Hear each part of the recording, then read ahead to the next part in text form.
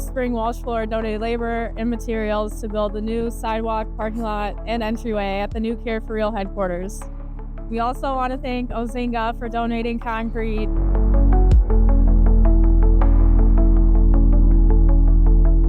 Care for Real has been the anchor food pantry here in the Edgewater neighborhood on the far north side of Chicago since 1970. Today we're standing in Care for Real's brand new headquarters.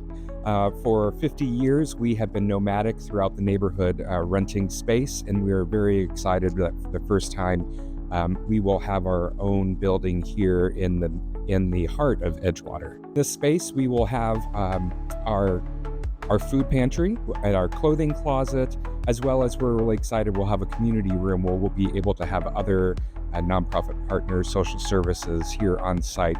Care for Real is extremely grateful for the contributions of Walsh-Flour and our new parking lot here and all of the hard work that went into that.